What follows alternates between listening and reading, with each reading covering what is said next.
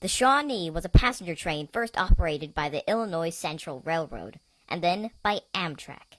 It goes between Chicago, Illinois, and Carbondale, Illinois. However, on October 12, 1979, this train would have a fatal derailment. It all starts at 8:45 p.m. local time.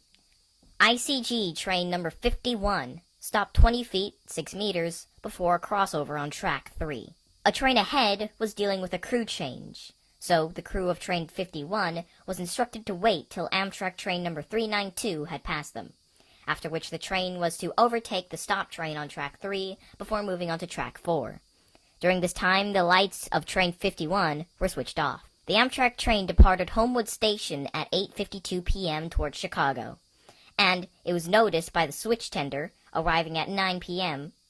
Assuming that this was the passenger train that was mentioned in the telephone communication they had previously, the switch tender proceeded to the switch and unlocked it. At the same time, the Amtrak train departed Homewood, Illinois. On its last leg towards Union Station, the crew train reportedly heard the following transmission on the radio. After 392 goes by, let 51 down him and cross onto 4, followed by, "Your radio's breaking up, I can't understand it." The Amtrak train accelerated to 65 miles an hour, but approaching Harvey, the engineer slowed down to 58.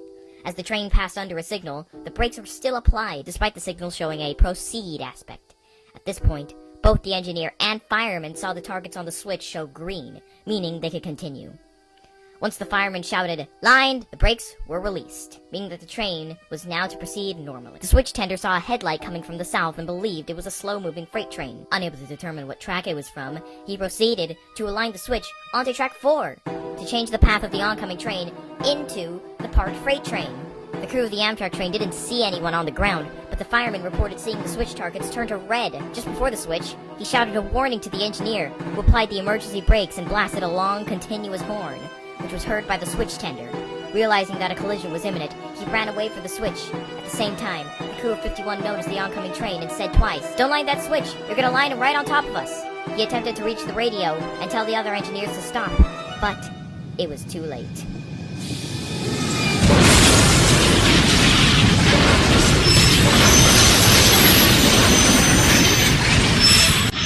The crash was devastating.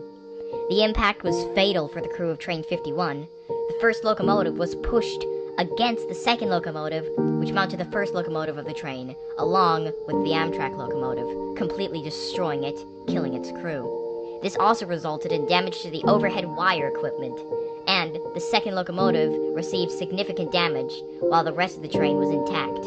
The Amtrak locomotive and first car overturned after they collided with the first locomotive.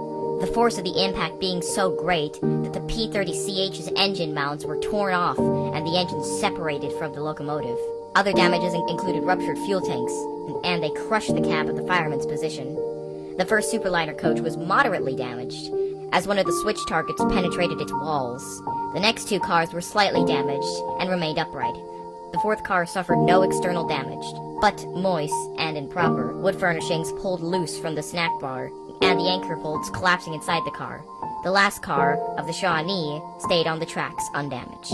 There really isn't much you can say about this accident that, again, hasn't already been stated, as if the switch tender was better informed about what was a passenger train and what was a freight train, there is a high chance that this accident would have been prevented.